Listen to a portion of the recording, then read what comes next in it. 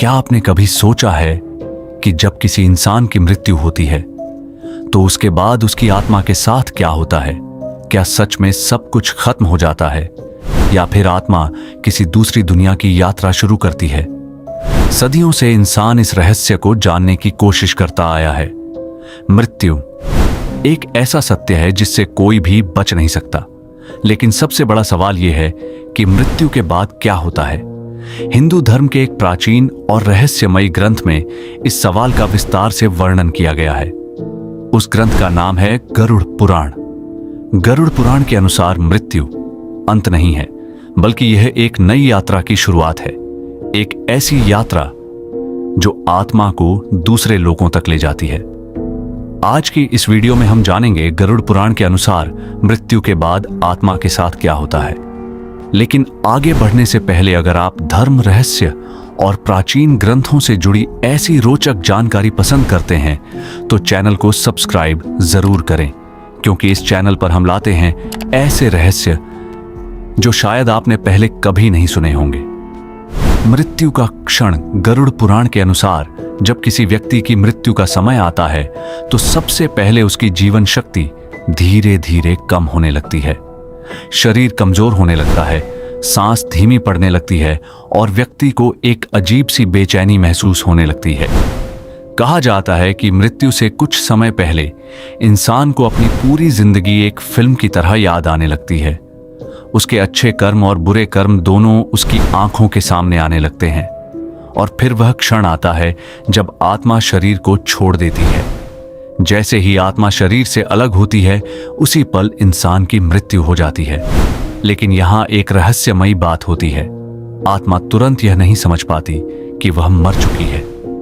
आत्मा की पहली अनुभूति गरुड़ पुराण में बताया गया है कि जब आत्मा शरीर से अलग होती है तो वह कुछ समय तक अपने ही शरीर के पास रहती है। वह अपने परिवार को रोते हुए देखती है, अपने प्रियजनों को दुखी देखती है, लेकिन वह कुछ भी कर नहीं पाती। वह उन्हें छूने की कोशिश करती है, उनसे बात करने की कोशिश करती है, लेकिन कोई उसे देख या सुन नहीं पाता। यह अनुभव आत्मा के लिए बहुत दर्दनाक होता है, क्योंकि वह समझ नहीं पाती कि आखिर उसके साथ क्या हो रहा है। उसे लगता है कि वह अभी भी जीवित है, लेकिन धीरे धीरे उसे एहसास होने लगता है कि अब वह इस दुनिया का हिस्सा नहीं रही। यमदूतों का आगमन गरुड़ पुराण के अनुसार जब किसी व्यक्ति की मृत्यु होती है तो कुछ समय बाद दो शक्तिशाली दूत वहां आते हैं। उन्हें कहा जाता है यमदूत। ये दूत यामा के सेवक होते हैं। इनका काम होता है आत्मा को यमलोक तक ले जाना। कहा जाता है कि यमदूतों का रूप बहुत भयानक होता है। उनकी आंखें लाल होती हैं, उनका शरीर बहुत विशाल होता है और उनकी आवाज बहुत डरावनी होती है। जब आत्मा उन्हें देखती है तो वह डर जाती है, लेकिन यमदूत उसे बताते हैं कि अब उसकी पृथ्वी की यात्रा समाप्त हो चुकी है। अब उसे एक नई यात्रा पर जाना होगा। आत्मा की यात्रा की शुरुआत गरुड़ पुराण के अनुसार यमदूत आत्मा को एक लंबी यात्रा पर ले जाते हैं। यह यात्रा आसान नहीं होती। कहा जाता है कि आत्मा को यमलोक तक पहुंचने में लगभग 47 दिन लगते हैं। इन दिनों में आत्मा को कई कठिन रास्तों से गुजरना पड़ता है। कभी उसे गर्म रेगिस्तान से गुजरना पड़ता है, कभी कांटों से भरे जंगल से और कभी अंधेरे और भयानक रास्तों से। इस यात्रा के दौरान आत्मा को अपने जीवन के कर्मों का एहसास होने लगता है। अगर उसने अच्छे कर्म किए होते हैं तो उसकी यात्रा थोड़ी आसान होती है, लेकिन अगर उसने बुरे कर्म किए होते हैं तो यह यात्रा बहुत कठिन हो जाती है। पिंडदान का महत्व गरुड़ पुराण में यह भी बताया गया है कि मृत्यु के बाद किए जाने वाले संस्कार आत्मा की यात्रा में बहुत महत्वपूर्ण भूमिका निभाते हैं, विशेष रूप से पिंडदान। जब परिवार के लोग मृत व्यक्ति के लिए पिंडदान करते हैं तो उससे आत्मा को शक्ति मिलती है। ये शक्ति आत्मा को यमलोक की यात्रा में मदद करती है। कहा जाता है कि अगर सही तरीके से पिंडदान किया जाए तो आत्मा की पीड़ा काफी कम हो जाती है। आगे क्या होता है, लेकिन आत्मा की असली परीक्षा अभी बाकी होती है, क्योंकि यमलोक पहुंचने से पहले उसे पार करनी पड़ती है एक भयानक नदी। इस नदी का नाम है वैतरणी नदी। कहा जाता है कि यह नदी खून, कीचड़ और भयानक जीवों से भरी होती है और इस नदी को पार करना हर आत्मा के लिए आसान नहीं होता। लेकिन सबसे बड़ा सवाल यह है, आखिर आत्मा वैतरणी नदी को कैसे पार करती है? और यमलोक पहुंचने के बाद आत्मा का न्याय कैसे होता है? क्या उसे स्वर्ग मिलता है या नरक की भयानक यातनाएं? वैतरणी नदी का रहस्य गरुड़ पुराण के अनुसार वैतरणी नदी सामान्य नदी नहीं है। यह नदी पृथ्वी और यमलोक के बीच बहती है। कहा जाता है कि यह नदी खून, कीचड़ और गंदे पानी से भरी होती है। इसमें भयानक जीव रहते हैं, जैसे विशाल सांप, मगरमच्छ और डरावने कीड़े। जब आत्मा इस नदी के पास पहुंचती है तो वह बहुत डर जाती है, क्योंकि यह नदी पार करना आसान नहीं होता। पापियों की स्थिति गरुड़ पुराण में बताया गया है कि जिन लोगों ने अपने जीवन में बहुत पाप किए होते हैं, उनके लिए वैतरणी नदी पार करना बेहद कठिन होता है। ऐसी आत्माओं को यमदूत नदी में धक्का दे देते हैं, फिर उन्हें भयानक जीवों से भरी उस नदी में तैरना पड़ता है। कहा जाता है कि वहां रहने वाले जीव आत्मा को काटते हैं, उसे कष्ट देते हैं, और यह पीड़ा बहुत भयानक होती है। पुण्य आत्माओं की स्थिति। लेकिन जिन लोगों ने अपने जीवन में अच्छे कर्म किए होते हैं, उनके लिए स्थिति अलग होती है। ऐसी आत्माओं को नदी पार करने में मदद मिलती है। कहा जाता है कि अगर परिवार वाले मृत व्यक्ति के लिए दान और पिंडदान करते हैं तो उससे आत्मा को शक्ति मिलती है।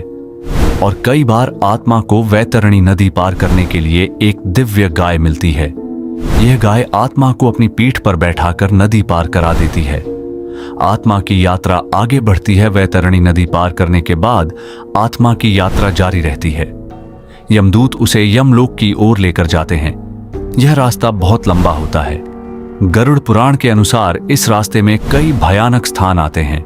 कभी तपती हुई जमीन, कभी अंधेरे जंगल, कभी पत्थरों से भरे रास्ते। इस दौरान आत्मा को अपने जीवन के कर्म याद आने लगते हैं। उसे समझ आने लगता है कि उसने कौन से अच्छे काम किए और कौन से बुरे। चित्रगुप्त का दरबार आखिरकार आत्मा पहुंचती है यमलोक। यमलोक वह स्थान है जहां आत्माओं का न्याय किया जाता है। यहां एक दिव्य दरबार होता है जहां बैठते हैं यम। लेकिन यमराज अकेले फैसला नहीं करते, उनके साथ होते हैं चित्रगुप्त। का काम होता है हर इंसान के कर्मों का हिसाब रखना। कहा जाता है कि जब कोई इंसान जन्म लेता है, उसी समय से उसके हर कर्म का लेखा जोखा रखा जाने लगता है। कर्मों का हिसाब जब आत्मा यमलोक पहुंचती है तो चित्रगुप्त उसके जीवन का पूरा रिकॉर्ड खोलते हैं। उसमें लिखा होता है उसने कितने अच्छे कर्म किए और कितने बुरे। फिर यमराज उस हिसाब को देखते हैं और उसी के आधार पर आत्मा का फैसला किया जाता है, स्वर्ग या नरक। अगर आत्मा ने अपने जीवन में अधिक पुण्य किए होते हैं तो उसे भेजा जाता है स्वर्ग। लेकिन अगर उसके पाप अधिक होते हैं तो उसे जाना पड़ता है नरक। गरुड़ पुराण में नरक का वर्णन बहुत डरावना बताया गया है। कहा जाता है कि नरक में आत्मा को उसके पापों के अनुसार सजा मिलती है। अब यहां एक सवाल उठता है, क्या आप मानते हैं कि हमारे कर्मों का हिसाब कहीं ना कहीं रखा जाता है? कमेंट में जरूर बताइए। लेकिन सबसे डरावनी बात अभी बाकी है, क्योंकि गरुड़ पुराण के अनुसार नरक सिर्फ एक नहीं होता, बल्कि कुल 28 प्रकार के नरक बताए गए हैं। और हर नरक में पापियों को अलग अलग प्रकार की सजा दी जाती है। लेकिन सवाल यह है, आखिर वे 28 नरक कौन से हैं और उनमें आत्माओं को कैसी भयानक यातनाएं दी जाती हैं? यह जानकर शायद आप हैरान रह जाएं। नरक क्या है? गरुड़ पुराण के अनुसार नरक वह स्थान है जहां आत्मा को उसके पापों के अनुसार सजा मिलती है। यह सजा हमेशा के लिए नहीं होती, लेकिन यह इतनी भयानक होती है कि आत्मा अपने किए हुए पापों पर पछताने लगती है। कहा जाता है कि नरक की पीड़ा पृथ्वी की किसी भी पीड़ा से कहीं ज्यादा होती है। पहला नरक तामिस्र। गरुड़ पुराण में जिस नरक का वर्णन किया गया है उनमें से एक है तामिस्र नरक। यह नरक उन लोगों के लिए बताया गया है जो दूसरों की संपत्ति छीनते हैं या किसी को धोखा देते हैं। यहां पापियों को भूखा और प्यासा रखा जाता है और यमदूत उन्हें बार बार मारते हैं। दूसरा नरक अंधतामिस्र। अंधतामिस्र नरक उन लोगों के लिए बताया गया है जो अपने परिवार के साथ विश्वासघात करते हैं। कहा जाता है कि इस नरक में आत्मा को घने अंधेरे में रखा जाता है, जहां उसे कुछ दिखाई नहीं देता और वह लगातार डर और पीड़ा महसूस करती है। तीसरा नरक, रौरव। गरुड़ पुराण में रौरव नरक का वर्णन बहुत डरावना बताया गया है। यह नरक उन लोगों के लिए है जो निर्दोष प्राणियों को कष्ट देते हैं। इस नरक में भयानक जीव रहते हैं जिन्हें रुरु कहा जाता है। ये जीव पापियों को काटते हैं और उन्हें बहुत दर्द देते हैं। चौथा नरक, कुंभीपाक। कुंभीपाक का नरक उन लोगों के लिए बताया गया है जो जानवरों को बिना कारण मारते हैं या उन्हें कष्ट देते हैं। इस नरक में पापियों को उबलते हुए तेल में डाला जाता है। गरुड़ पुराण के अनुसार यह सजा बहुत भयानक होती है। पांचवा नरक, कालसूत्र।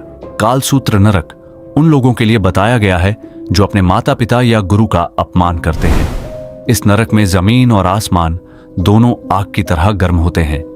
पापियों को वहां अत्यधिक गर्मी सहनी पड़ती है। पापों की सजा का उद्देश्य गरुड़ पुराण में बताया गया है कि नरक की सजा केवल दर्द देने के लिए नहीं होती, बल्कि इसका उद्देश्य होता है आत्मा को उसके पापों का एहसास कराना। जब आत्मा अपने कर्मों का परिणाम देखती है तो उसे समझ आता है कि अच्छे कर्म करना कितना जरूरी है। पुनर्जन्म की प्रक्रिया। जब आत्मा अपने पापों की सजा पूरी कर लेती है तो उसे फिर से जन्म लेने का अवसर मिलता है। इस प्रक्रिया को कहा जाता है पुनर्जन्म। पुनर्जन्म का विचार हिंदू धर्म के कई ग्रंथों में बताया गया है, जैसे भगवद गीता। कहा जाता है कि आत्मा अमर होती है, वह केवल शरीर बदलती है। अब यहां एक सवाल उठता है, क्या आप पुनर्जन्म पर विश्वास करते हैं? क्या आपको लगता है कि हमारे कर्म अगले जन्म को प्रभावित करते हैं? कमेंट में जरूर बताइए। लेकिन कहानी यहीं खत्म नहीं होती, क्योंकि गरुड़ पुराण के अनुसार कुछ आत्माएं नरक या स्वर्ग जाने के बाद भी तुरंत पुनर्जन्म नहीं लेती। कभी कभी वे पृथ्वी के आसपास ही भटकती रहती हैं। इन्हें कहा जाता है भटकती आत्माएं। लेकिन सवाल यह है, आखिर कुछ आत्माएं भटकती क्यों रहती हैं? और क्या सच में वे जीवित लोगों को प्रभावित कर सकती हैं? भटकती आत्माओं का रहस्य गरुड़ पुराण में बताया गया है कि कुछ आत्माएं मृत्यु के बाद तुरंत अपने गंतव्य तक नहीं पहुंच पाती। ऐसी आत्माएं पृथ्वी के आसपास ही भटकती रहती हैं। इन्हें कहा जाता है भटकती आत्माएं। ऐसा तब होता है जब व्यक्ति की मृत्यु अचानक होती है या उसकी कुछ इच्छाएं अधूरी रह जाती हैं। कभी कभी अगर अंतिम संस्कार सही तरीके से न किया जाए तो भी आत्मा को शांति नहीं मिलती। आत्मा को शांति कैसे मिलती है? गरुड़ पुराण के अनुसार मृत्यु के बाद किए जाने वाले संस्कार बहुत महत्वपूर्ण होते हैं, जैसे अंतिम संस्कार, श्राद्ध, पिंडदान। इन कर्मों से आत्मा को शांति मिलती है और उसकी यात्रा आगे बढ़ती है। कहा जाता है कि अगर परिवार वाले श्रद्धा से ये कर्म करते हैं तो आत्मा को यमलोक की यात्रा में मदद मिलती है। पुनर्जन्म का सिद्धांत। हिंदू धर्म में एक बहुत महत्वपूर्ण सिद्धांत बताया गया है जिसे कहा जाता है पुनर्जन्म। इसके अनुसार आत्मा कभी मरती नहीं है, वह केवल शरीर बदलती है। इस विचार का उल्लेख भगवद गीता में भी मिलता है। भगवद गीता के अनुसार जैसे मनुष्य पुराने कपड़े छोड़कर नए कपड़े पहनता है, वैसे ही आत्मा पुराने शरीर को छोड़कर नया शरीर धारण करती है। अगला जन्म कैसे तय होता है? गरुड़ पुराण के अनुसार अगला जन्म पूरी तरह हमारे कर्मों पर निर्भर करता है। अगर व्यक्ति ने अपने जीवन में अच्छे कर्म किए हैं, दूसरों की मदद की है और धर्म का पालन किया है तो उसे बेहतर जन्म मिलता है। लेकिन अगर उसने पाप किए हैं, दूसरों को कष्ट दिया है या गलत रास्ता अपनाया है तो उसका अगला जन्म कठिन हो सकता है। जीवन का असली संदेश गरुड़ पुराण हमें डराने के लिए नहीं लिखा गया था, बल्कि इसका उद्देश्य है इंसान को सही रास्ता दिखाना। यह हमें सिखाता है कि हमारे हर कर्म का परिणाम होता है, इसीलिए हमें हमेशा अच्छे कर्म करने चाहिए, दूसरों की मदद करनी चाहिए, सत्य और धर्म का पालन करना चाहिए, क्योंकि अंत में यही कर्म हमारी आत्मा की यात्रा तय करते हैं। अब यहां एक सवाल आपसे, अगर आपको पता हो कि आपके हर कर्म का हिसाब रखा जा रहा है तो क्या आप अपने जीवन को अलग तरीके से जीना चाहेंगे? कमेंट में जरूर बताइए। अगर आपको यह वीडियो पसंद आई हो तो वीडियो को लाइक करें और चैनल को सब्सक्राइब जरूर करें, क्योंकि इस चैनल पर हम लाते हैं धर्म, इतिहास और रहस्य से जुड़ी ऐसी ही रोचक कहानियां। और याद रखिए, मृत्यु अंत नहीं है, यह केवल एक नई यात्रा की शुरुआत है।